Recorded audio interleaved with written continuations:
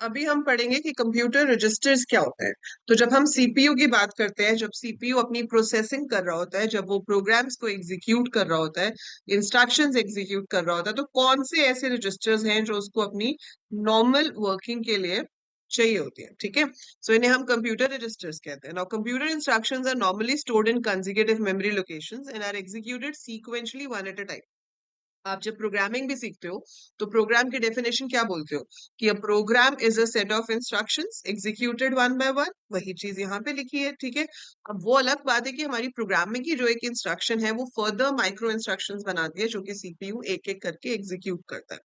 The controls reads an instruction from a specific address in the memory and executes it. ठीक है, तो एक instruction execute होती है, पहले वो मेमोरी से रीड होगी और फिर वो एग्जीक्यूट होगी। It then continues by reading the next instruction in sequence and executes it and so on. This type of instruction sequencing needs a counter to calculate the address of the next instruction after execution of the current instruction is completed. ठीक है, और इसके अलावा हमें और भी registers चाहिए होते हैं जो कि ये बताते हैं कि इंस्ट्रक्शन जो है वो क्या है, वो कैसे स्टोर होगी, किस एड्रेस पे से इंस्ट्रक्शन रीड होगी। जब उस इंस्ट्रक्शन को डिकोड करेंगे तो उसके क्या पार्ट्स होंगे, फिर वो इंस्ट्रक्शन में से आपका डेटा कैसे फेच होगा। So these requirements dictate the register configuration shown in figure 5.3. So ये आपके पास है फिगर नीचे, this is the table. So figure 5.3 आपके पास आएगा इधर, ये देख रहे हो। हमने मेमोरी बस की थी फोर्थ चैप्टर में। ठीक है, सो मेमोरी बस का हमने क्या पर्पस किया था कि memory bus is responsible for transferring data from one register to another register. So this diagram is also very important. ये आपका डायग्राम है basic computer registers connected to a common bus. तो ये देख रहे हो आप ऊपर बस, इसमें सिलेक्शन इनपुट्स कितने जा रहे हैं, तीन, S0, S1, S2। So three selection inputs are going into this bus. मतलब ये कितने रजिस्टर्स में से एक को सिलेक्ट कर पाएगी। If I have three selection inputs, write down in the chat. If I have three selection inputs, out of how many registers it's capable of selecting one? कितने में से एक चूज कर पाएगी ये,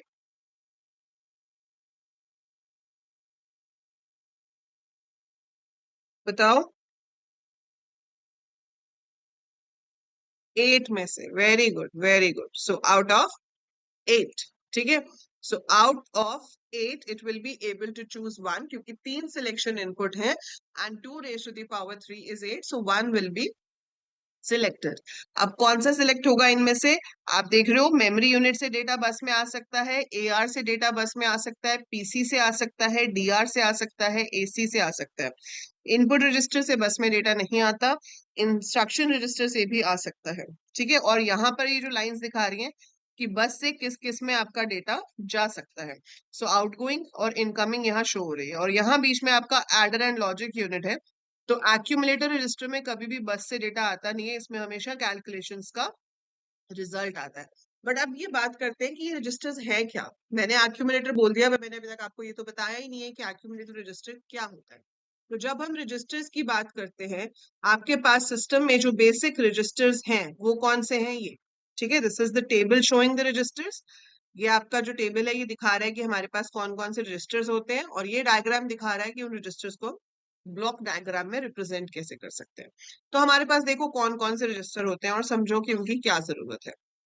सबसे पहले और सबसे बेसिक रजिस्टर है आपका डीआर, डेटा रजिस्टर। 16 बिट्स का है। This we are doing as per the 8086 configuration.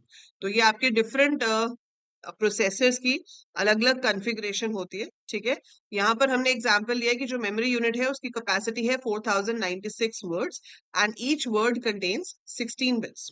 ठीक है, 12 bits of an instruction word are needed to specify the address of the operand. Why 12 bits का एड्रेस चाहिए, क्योंकि आपके पास मेमोरी है 4096। ठीक है, तो वो उसके साइज के ऊपर डिपेंड करेगा। 2 रेज टू द पावर 12 जो है हमारा वो आएगी वैल्यू। ठीक है, 1024 होता है 2 raise to the power 10 and 2 raise to the power 12 is 4096। That's why 12 bit का हमें एड्रेस चाहिए होगा। ठीक है, सो अब यहाँ पर डेटा रजिस्टर क्या होल्ड कर रहा है, it is holding the data. तो जिस डेटा के ऊपर आप काम करोगे उस डेटा को होल्ड करने के लिए हमें एक रजिस्टर चाहिए जिसका नाम होगा data register. It holds the memory operand. Then you have AR, address register. तो जो भी डेटा होता है या इंस्ट्रक्शंस होती हैं वो पहले रैम में पड़ी होती है। रैम से उन्हें रजिस्टर में लेके आया जाता है और फिर प्रोसेसर उसे यूज करता है, क्योंकि प्रोसेसर रजिस्टर से ही वैल्यू उठा सकता है, डायरेक्ट रैम या कैश से वैल्यू नहीं उठाता। तो आपकी जो भी वैल्यू है वो पहले रैम और कैश से पिक होगी, वो किसी सीपीयू रजिस्टर में आएगी और उसके बाद ही हम उसको प्रोसेस कर सकते हैं। सो डीआर में वो वैल्यू आएगी, लेकिन किस एड्रेस से वैल्यू लेकर आनी है, वो एड्रेस किस में होता है, एआर में। ठीक है। Then we have a register called accumulator. अब इससे पहले मैं एक्यूमुलेटर बताऊं, इसका साइज आप देख रहे हो 12 बिट्स का है, क्योंकि अभी हमने डिस्कस किया हमारी मेमोरी 4096 वर्ड्स की है। तो एक वर्ड को आइडेंटिफाई करने के लिए आपको 12 बिट्स की जरूरत पड़ेगी। That's why the address is of 12 bits. ठीक है। Accumulator is your processor register. जितनी इंटरमीडिएट कैलकुलेशंस होती हैं, जैसे अगर आपको a प्लस बी करना है, तो पहले जो a है वो एसी में आएगा, फिर ये जो b है वो डीआर में आएगा, और फिर वो इसी में ऐड हो जाएगा और वापस रिजल्ट भी एसी में ही स्टोर हो जाएगा। So your result is always stored, your intermediate result is always stored in accumulator register. जब फाइनल रिजल्ट हो जाता है तो हम उसको किसी दूसरे रजिस्टर में कॉपी कर देते हैं, बट इन बिटवीन जो भी कैलकुलेशंस हैं, जो भी रिजल्ट है, वो सब हमारा एसी के अंदर होता है, दैट इज एक्यूमुलेटर रजिस्टर के अंदर। ठीक है। IR is a register which holds the instruction, जहां पर आपकी इंस्ट्रक्शन स्टोर होगी, क्योंकि इंस्ट्रक्शन भी रैम में है। रैम से पहले वो किस में आएगी, आपके रजिस्टर में। फिर वो रजिस्टर में आने के बाद डीकोड होती है, वो आप अभी आगे पढ़ोगे कि जो इंस्ट्रक्शन है वो डीकोड कैसे होती है। तो जो इंस्ट्रक्शन है वो डीकोड होगी, और डीकोड होने के बाद जाकर आपकी इंस्ट्रक्शन जो है वो एग्जीक्यूट होती है। PC is a special register called program counter. It also stores an address. That's why उसका साइज भी क्या है, 12 bits। लेकिन ये किसका एड्रेस होल्ड करता है, it holds the address of the next instruction to be executed। तो मेमोरी में से अगली इंस्ट्रक्शन कौन सी रीड करनी है, उसका जो एड्रेस है वो आपका पीसी में होता है। Full form is program counter. So it holds the address of the next instruction to be executed.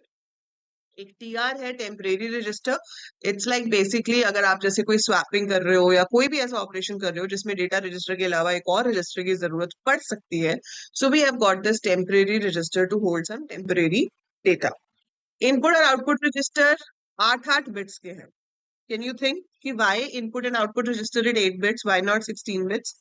बाकी सब जगह जहां डेटा हो रहा है वो 16 बिट्स के हैं, लेकिन इनपुट आउटपुट रजिस्टर 8 बिट्स के हैं, क्योंकि जो हमारे इनपुट आउटपुट डिवाइसेस हैं वो आपका डेटा रीड या राइट करते हैं एसकाई फॉर्मेट में, और वो 1 बाइट का कोड होता है। So since it's a 1 byte code, 1 byte, इसलिए वो इनपुट और आउटपुट एक टाइम पे एक कैरेक्टर रीड या एक कैरेक्टर राइट करते हैं, इसलिए वो 8 बिट्स के रजिस्टर्स हैं आपके पास।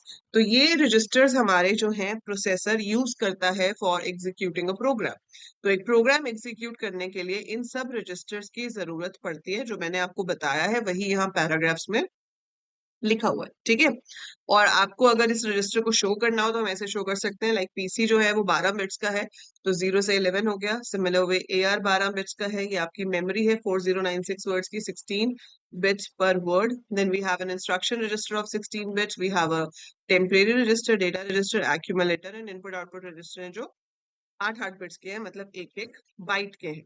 ठीक है। एंड कॉमन बस सिस्टम हमारा यहाँ पे शो हो रहा है, जिसकी हेल्प से हम ये देख रहे हैं कि किस तरह से इन रजिस्टर्स में से डेटा इधर जाएगा और फिर इधर आकर स्टोर हो सकता है। तो इसमें से बस में किसका जाएगा वो डिपेंड करेगा S2, S1, S0 के ऊपर, लेकिन किस में आएगा वो डिपेंड करेगा इस इनपुट के ऊपर, जैसे हम लोड कहते हैं। सो ये क्या है, लोड। ये क्या है, इंक्रीमेंट। और ये है क्लियर। इंक्रीमेंट मतलब we want to increase the value of the register. Clear का मतलब है कि आपको पूरा रजिस्टर जीरो करना है, all registers have to be zero. और आप ये देख रहे हो कि एआर जो है वो डायरेक्टली मेमोरी यूनिट के साथ कनेक्टेड है, क्योंकि एआर में एड्रेस होता है जहां से हमें एक्चुअल वैल्यू फेच करनी होती है। एंड मेमोरी पे रीड और राइट दो कंट्रोल सिग्नल्स हैं जो बताते हैं कि इस एड्रेस पे से हमें रीड करना है या इस एड्रेस पे हमें राइट करना है। ठीक है। So that is how we have this memory bus. सो ये मेमोरी बस आपको समझ में आनी चाहिए, ये बनाने के लिए एग्जाम में नहीं आती है, बट हाँ यू शुड नो कि ऐसी बस है and what is the function of this, but yes you have to remember all the CPU registers। आपको सब registers के बारे में पता होना चाहिए कि ये सारे registers का size क्या होता है और ये कितने कितने bits के हैं for a particular system where your memory is 4096 words, 16 bits per word। ठीक है। इसमें आपको ऐसा क्वेश्चन भी पूछ सकते हैं कि इसकी जगह अगर वर्ड ज्यादा है तो आपका एड्रेस कितने बिट्स का होगा। तो वो आपको 2 की पावर देखनी पड़ेगी और उसके बेसिस पे आप उसको कैलकुलेट कर सकते हो। ठीक है, so these are the CPU registers. इसके ऊपर ही बेस्ड आगे आपके सारे इंस्ट्रक्शन कोड्स चलेंगे, सारे इंस्ट्रक्शन साइकिल्स चलेंगे। तो ये आपको आगे के लिए याद रखना पड़ेगा।